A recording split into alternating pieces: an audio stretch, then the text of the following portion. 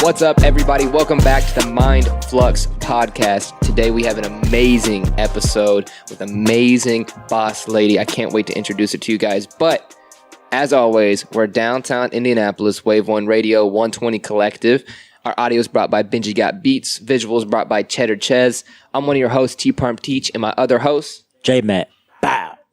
So we had an amazing guest. Josh, can you explain kind of what we did and who we had on the guest? Yeah, so definitely. So we're doing things a little bit different. Some episodes will be different. We won't always have, guests in here, just be me and Tristan talking. So we actually recorded a great episode with Monique Peters. She's all the way in Texas, man. And Monique is just such a powerful woman, man. She used to weigh 400 pounds and, lost a lot of it. And now she's inspiring other women, other people specifically, or who want to, change their lifestyle and feel better about themselves. So, like on this episode, we talked about self-control. We talked about, just the mindset that she had before her journey, and just got a lot of great, golden nuggets that I'm super excited for you guys to hear, especially since she's the first woman guest officially on Mind Flux. So it's just a monumental moment all around.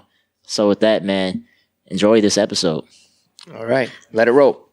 Boom, and we're live with Monique Peters, one of the most mentally tough women I've ever heard of in my entire life. You're in Dallas, right? Thank you. Yes, I'm in Dallas. Dallas, Texas. Awesome. So we kind of want to get the name of this episode at the end. Usually we introduce the name for the beginning, but your story is so incredible that we know we're gonna kind of be fumbling around what like the real big epiphany is, because there's so many. So can you kind of tell us a little bit about your story and your journey and kind of what led you here today? Yeah. So originally, I think I kind of went into like my whole life story, but I was thinking about it and I was like, when did my story really start? And I want to say my story really started about 2.5 years ago.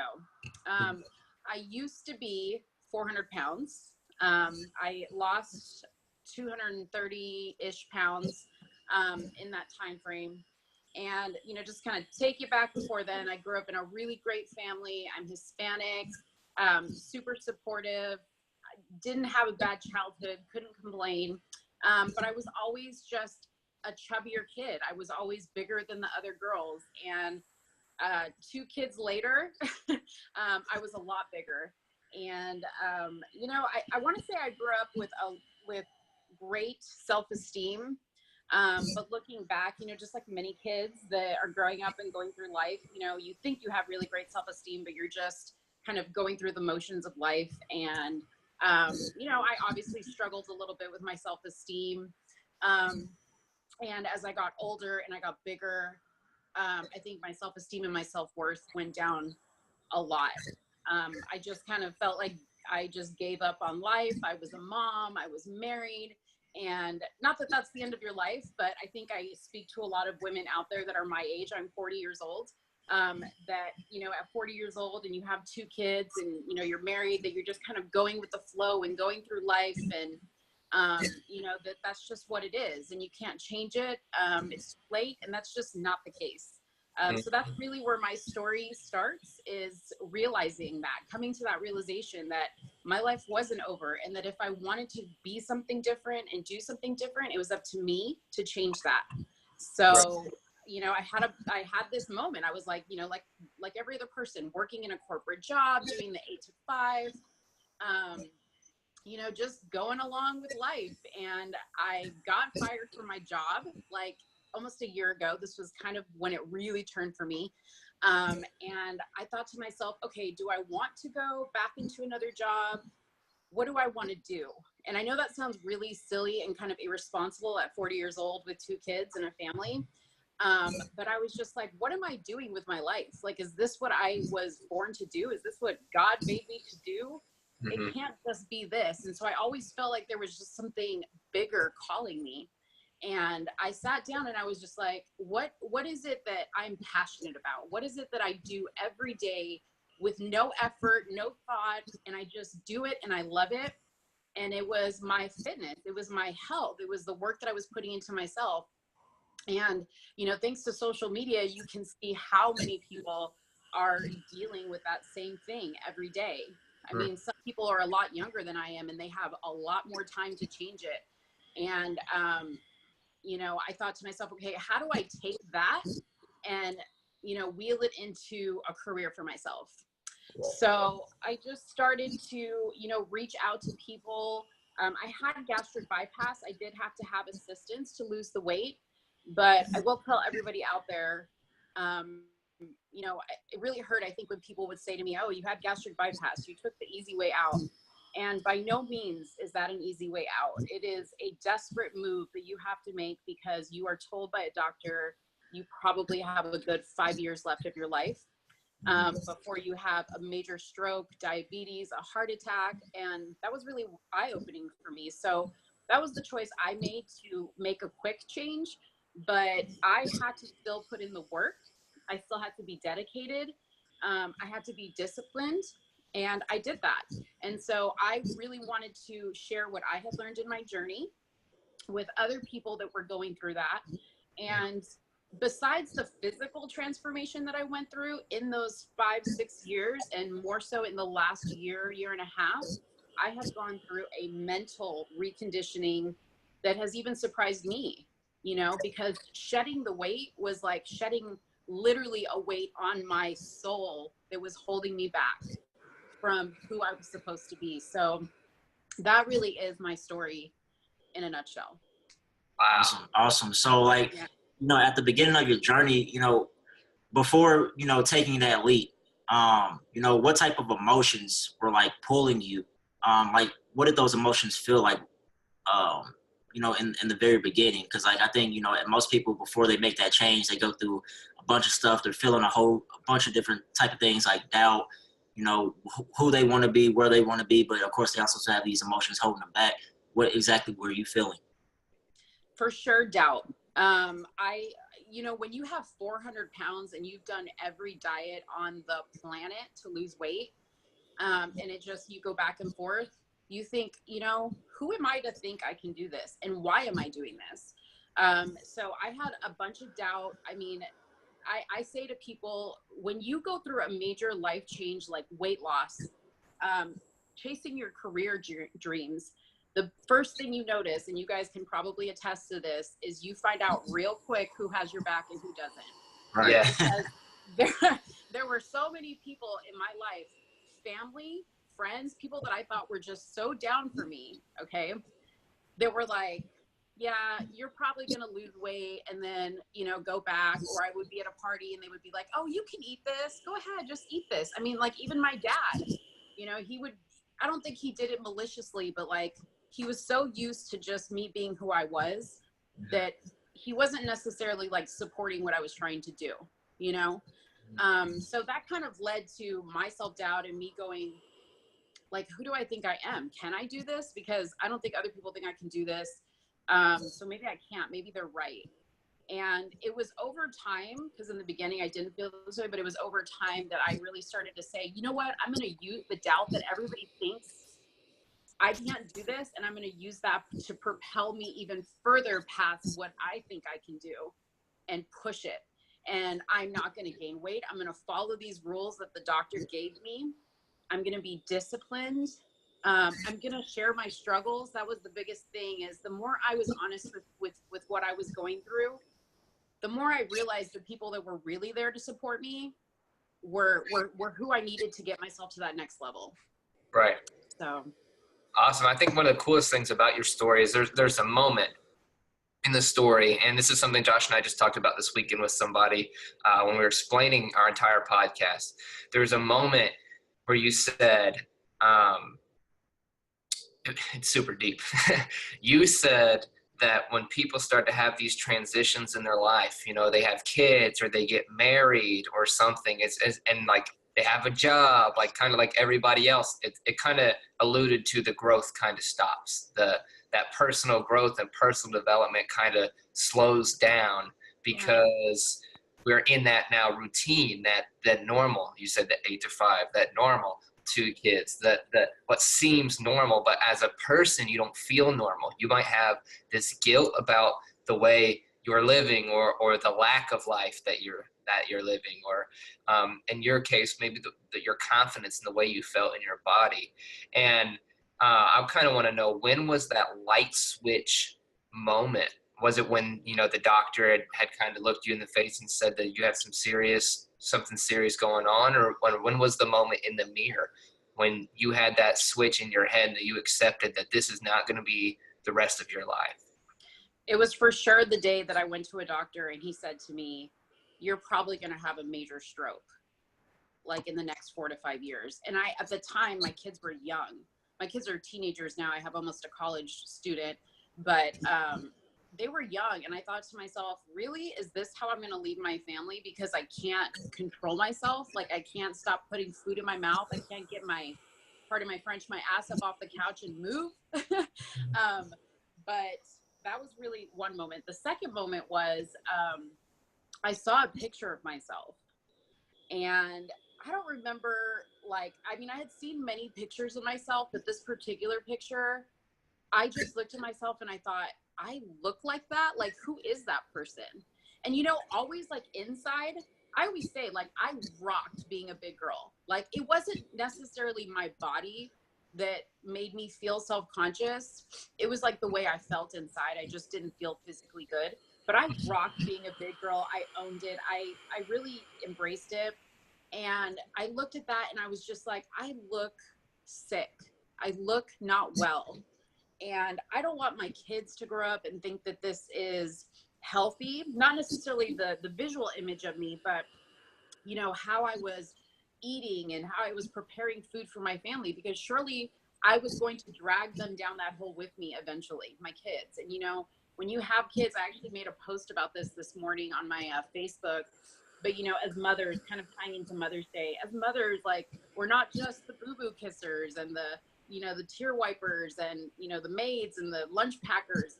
We are literally shaping our kids. And as a mom, you're the first person to see what is great in your child. And we have such a responsibility to make our child feel comfortable about that gift that's deep inside them that makes them great. And that feeling that you were talking about, that uncomfortable feeling, I always say to people, when you have that feeling, that is the world telling you you're not where you're supposed to be. If you are uncomfortable, it's because you are not where you are supposed to be. So I always am in tune with that feeling of being uncomfortable. And I embrace it and I listen to it, because to me, it's okay, keep going, keep growing, keep changing. That's really what that feeling is about. Right. You said keep changing, which is the name of this podcast is Flux. Mine. I know. Yeah. The flow to accept that, because I think a lot of times, I don't get me wrong, anxiety is a real thing. And I know there's so many people who have this sometimes uncontrollable fear, this pent up of emotions. But a lot of times that feeling is very similar to anxiety. And it's almost misdiagnosed to ourselves. So where we're about to accept something big, or we have a big opportunity for change, or we can feel what needs to happen, but our mind feels it, but our body's not making the adjustment. And so we think that something's wrong, when in fact we're on our way to something right. Yeah. Yeah. It's so true. It's so true. And another really big point in my life, and I know this kind of sounds weird for this to be a game changer for me, and I really fully can't explain why this happened the way it did, but a year and a half ago, I went fully vegan, because I was constantly changing and I wanted to try different things and I wanted to see how would I feel if I started eating this way. So, and I'm now, I'm actually a pescatarian, so I now do have fish in my diet, but I attribute the time that I went vegan to really a moment where I had such incredible clarity. And I don't know if it was because of the diet, but within days of going vegan, and I went full force vegan right away, I had this clarity in my mind that I could not explain. It was a feeling of, oh my gosh, I see things differently. I hear things differently. I feel differently. I felt so happy all the time. And it was an incredible feeling. And really, it was that moment where I did the most growth, because I felt physically different. My mind was so clear. And I was able to just ingest so much more, spiritual, food into my mind and my body, that I wasn't able to before. And I said to myself, if there was ever a time that I really wanted to go back to eating whatever I wanted, whatever I was eating before, which was still a great diet, I would. And I did eventually. But I don't think anything happens by mistake. And I feel like that moment happened for me to just move just a little bit closer to who I was designed to be. Exactly. Definitely. That's awesome. And Yeah. I kind of want to touch on a point that you said earlier. You said something very important. You said self-control. So in your life, how important is self-control, and how would you recommend, the audience to practice self-control or help them, gain more control over their life? Because I think one of the biggest things people lack is discipline, right? And I know for me in my life, and I'm pretty sure with Tristan, like sometimes it's hard to, take control or have that self-control, especially when you have a certain goal in mind and you're working towards that. So how important is self-control, and how would you recommend people, overcoming that? I mean, I think, first of all, I want to say, I don't think self-control and discipline means that you have to be perfect 100% of the time, because that's just not how we're designed to be as human beings. We're designed to be flawed. But I think it's important to have a few things that are easy for you to obtain, or maybe a little bit of a challenge at times, that you say, okay, I'm going to do these things every day, regardless of what's going on in my life. And that was kind of how I got on the self-discipline track. So when it was my turn to kind of figure that out, I thought, okay, what are those things? For me, it was working out. I'm going to get up every day at this time, and I'm going to go to the gym for this amount of time, and I'm going to work out, and I'm going to do these, specific workouts. You have to get that specific, because if you leave it open and you just say, I'm going to go to the gym, I'm going to be a better person, that's just too big. There's no measurement there. You know what I mean? Like when you're looking at metrics for how your life is going or how your business is going, you have to have measurable goals, meaning you can put a metric to it. You either met it or you didn't meet it. So my goals are the working out. I get up and make my bed every day. And I make sure to write in my journal, in my gratitude journal every day, to kind of reflect on my day and to reflect on the goals that I want to accomplish tomorrow. So those are the three things that I do, and I feel like they're incredibly important. I feel like if no matter what you're trying to do, whether it's weight loss, a business, change your relationship with somebody, you have to set those goals and have that discipline to obtain it and to see if you are actually being successful at it. Right. And I think the way I like to think of it is like setting a new standard, in a way, because you still have the end goal in mind. Say you're going to lose the weight, or you're going to move from the job to your own income, or these things that seem really, really big. But when you break it down into some daily non-negotiables, some daily standards of, I'm going to journal because that's what's good for my mentality. Mm-hmm. I'm going to the gym and I have these very specific workouts. That's what's good for my body. I'm going to eat this kind of diet. I don't know exactly what meals I'll have yet today, next month, but I know I'm going to follow this diet. When you set those specific standards, like a new standard, then you start to get in that self-discipline mode, because you have very simple rules to follow, and rules aren't all that bad when they're healthy, and when you set those rules on yourself, and then you start to get in that flow, you start to move forward. But I want to know what kept you going. Like when you have, so you mentioned people come to you and say, hey, you had the surgery, you took the easy way out, but you're years into this. So there's no easy way to that at all. Yeah. We're talking about over 1,000 days, thousands of days. So what kept you going through the journey? Was it, I'll just let you answer that. What kept you going? I feel like kind of going in line with the last question that you guys asked. It was me getting comfortable with being selfish. Because if you're not doing it for yourself, you're definitely not going to do it for anybody else. Even as a mom, you can say, oh, I would do anything for my kids. But if you really look at stuff, you have to start with yourself. You have to be selfish with your time and your goals. And, that's, when you're looking at setting goals and are you meeting them? Why, if you had a day where you didn't meet them or you weren't successful, why was that? That's why the journaling is important to me, because that's where I kind of reflect on, okay, I didn't work out today. What stopped me from working out? Because I stayed out the night before, because I wasn't about me the night before. I was about somebody else.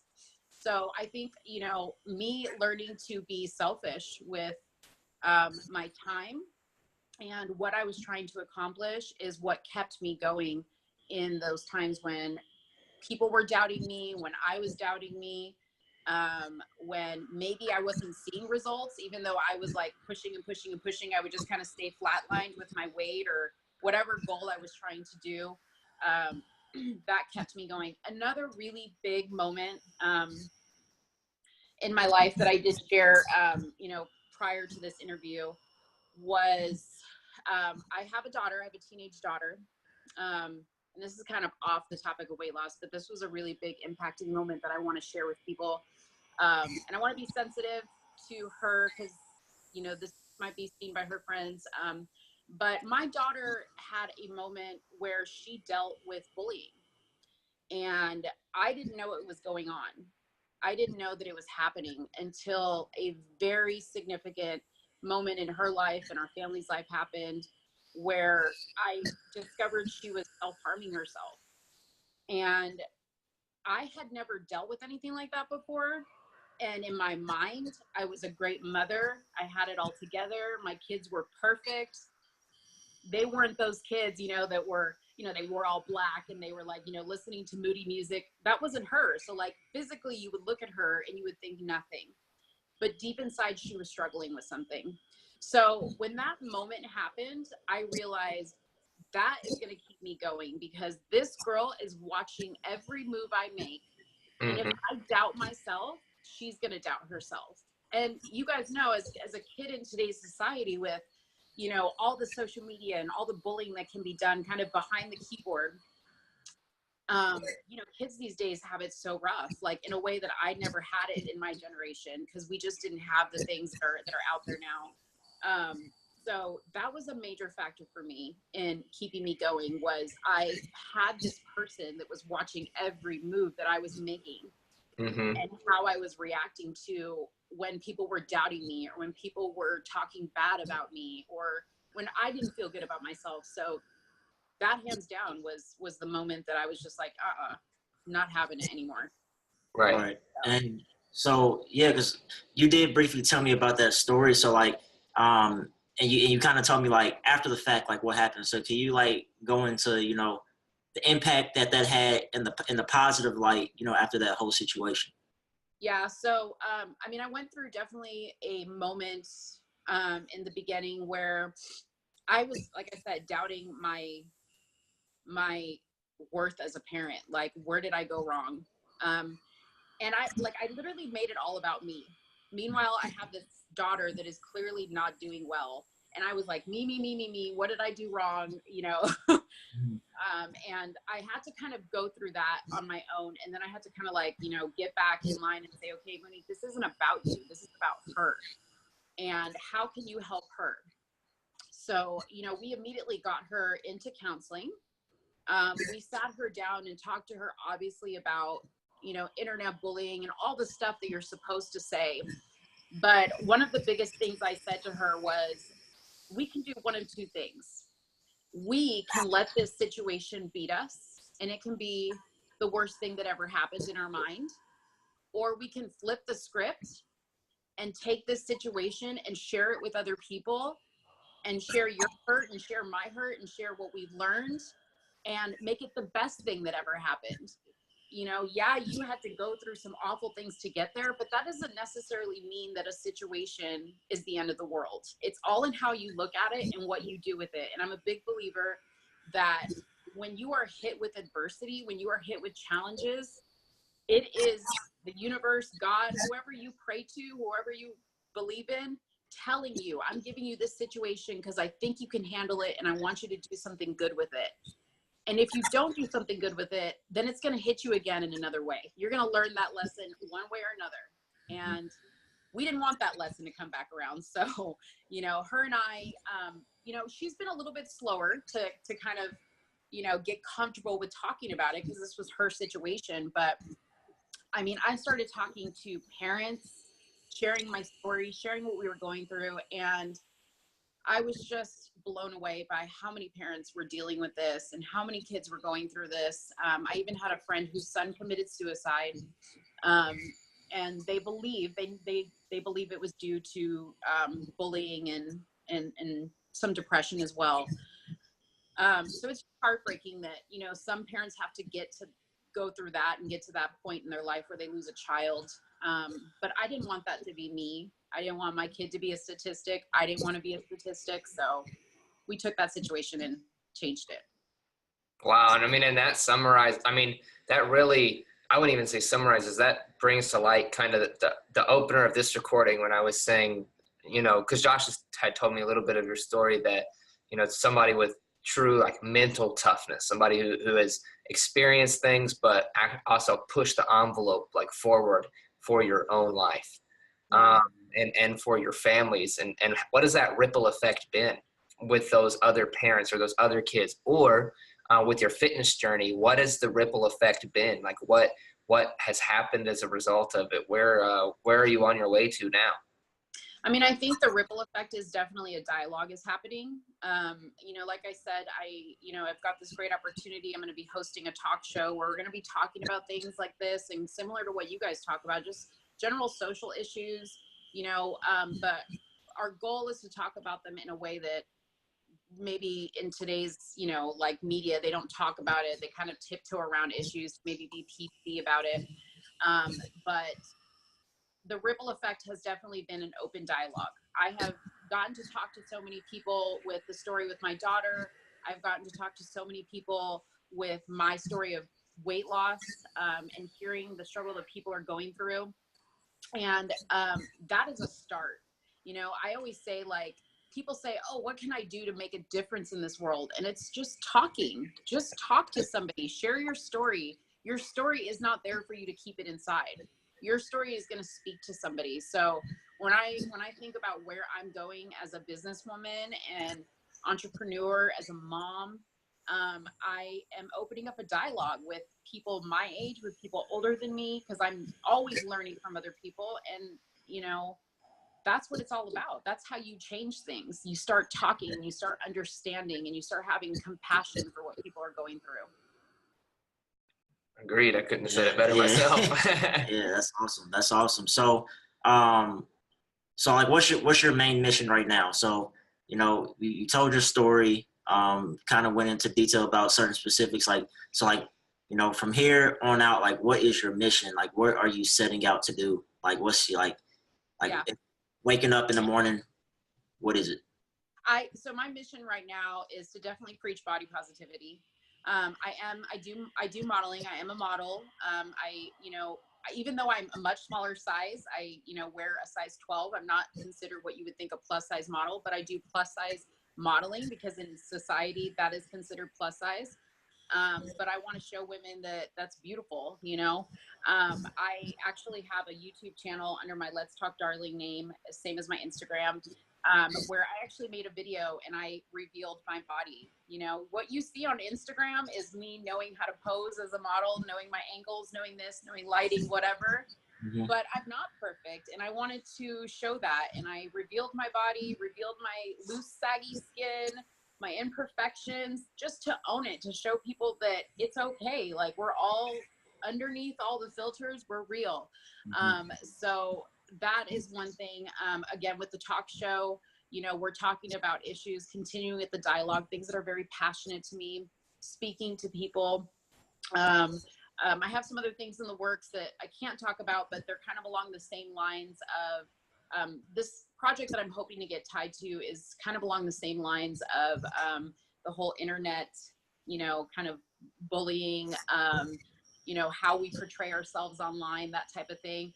I can't say I fully have figured out where I'm going to end up necessarily, but I'm trying to stay in line with my passion, So I'm just doing, things that are coming to me. I embrace them. I look at them to see if they're, the right thing for me. And if there's something I believe in, a project I believe in, That's what I want to do.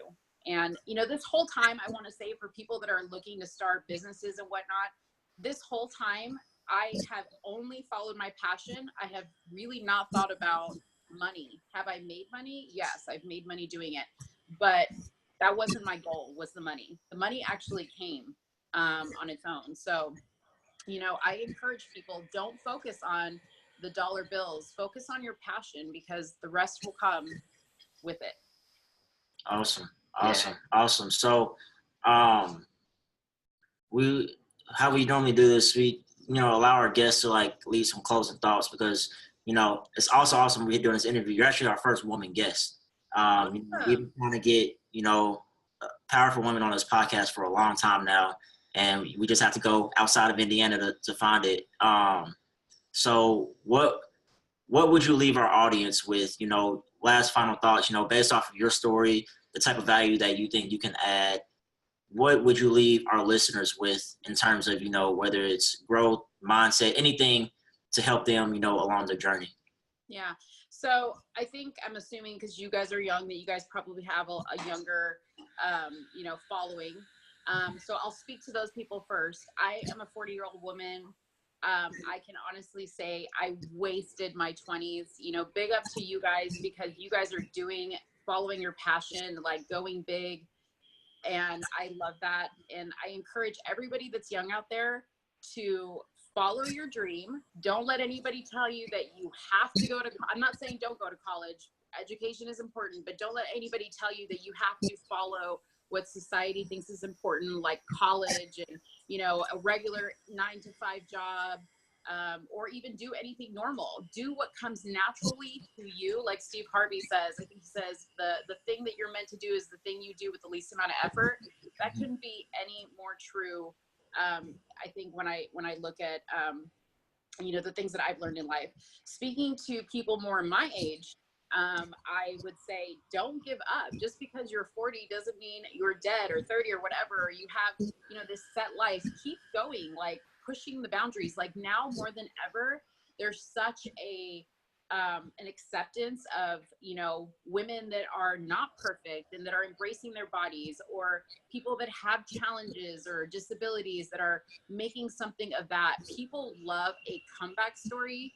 They love people that they can relate to. So find out how you can be relatable to people. It's not necessarily going to be on a huge platform necessarily. You could be in your own little small town making a huge difference. So, you know, find out what that passion is and follow it, no matter what anybody tells you. Awesome. Thank you. And where can people find you online? Because I know we didn't get to the too much into the business side of what you're doing with your business, but it's Mind Fit Body Strong, correct? Yeah, Mind Fit Body Strong is my business for, like, if anybody is looking to, I really specifically work with people that are trying to prepare for weight loss surgery or have had weight loss surgery and are either struggling with it. But obviously, if you are just looking to lose weight as well, you can reach out to me. I also have my regular email, which, I'm sorry, not my regular email, my regular social media platform, which is on Instagram at Let's Talk Darling. There you can see a lot of my before and after pictures. You can see just inspiration that I, you know, look to every day. You can DM me there if you want. And I'm going to be obviously posting a lot of things about other projects that I'm working on, like my talk show, which is going to be called Mouthful. And it's going to be at Mouthful TV, which is their Instagram name. And yeah, that's it. I think that's everybody. Or Let's Talk Darling on YouTube as well. I have a few videos up there. I need to get better at, like, you know, making that a better channel. But my biggest video is the video where I basically reveal my body, and it's a pretty emotional video. It was hard for me, but like something just clicked in my head and it was like, Monique, get your butt up and take your clothes off. So that's what I did. Yeah, I mean, and everything that you do is just bold. It's just amazing, and I can't thank you enough for getting on here with us in this recording. For what'll happen next is we'll go in the studio and have some closing thoughts as well. But kind of as Josh says, is there any more closing thoughts that came up to mind before we wrap up on the recording side? No, that's it. I want to thank you guys so much for this opportunity. You guys are awesome. I support what you're doing 100%. You guys are going to be doing big things. And I went on my social platforms today and like gave a shout out to you guys, told people to follow your channel. I'm definitely going to shout you guys out on our talk show. Maybe if we have a guest, we'd love to maybe talk to you guys as well. And just, you know, keep supporting one another. I really appreciate you guys supporting me. Awesome. Thank you. Thank you. Thank you. All right, guys. So that's going to wrap up our interview with Monique. I'm going to stop the recording. And we're back. So there you guys have it. It was an amazing episode. It was an amazing experience. An incredible woman leaving an incredible legacy for her kids, for herself, and for people, parents, daughters, sons, all over the place. Mm-hmm. I think one of the biggest things that I got from it was, the mental toughness it can take to accomplish something, and her part about taking the easy way out, because even that is never easy. Mm-hmm. To get what you want, you really have to stay in that change and stay consistent to it. So if you guys loved her episode, remember, you can follow her at Let's Talk Darling. It's on everything. She's got an amazing business model and stuff coming out too, with Mind Fit, Body Strong. Yep. So talk show. Yeah, she's got a talk show. Yeah. I mean, she's really getting to do it all. And the coolest part about it is she owns that she's 40. And we know that a lot of our listeners are so young. And one of the things she said to us is to be doing it so young. And that's part of why we make this podcast, guys, is that, you can make that change. And when you have those different factors in your life, that doesn't have to stop your personal growth. Yep. You can change every single day. So, it was our first episode doing a Zoom recording, doing it virtually. It was our first female guest. We've gotten very clear about our podcast, our members, the people who listen to us, and the message we want to be putting out there to the world. And I think she was an excellent start to that. Yep. So I appreciate you guys listening. As always, you can find Benji at Benji Got Beats. He's been dropping heat. Oh, it's been crazy. You can find Cheddar Chez at Cheddar_Chez_. He's got a new camera now. Ooh, the shot's gonna be silly. Oh, you can shoot 6K. I hadn't even heard of that. I'm T Parm Teach. And Josh? Yeah, it's your boy Josh. You can find me at im.jmat. Bow. Minus the bow. Yeah, there's no bow. And always, guys, our podcast at Mind Fluxed on everything. If this is the first time you've come across us, if Monique sent you our way, then we're grateful to have you.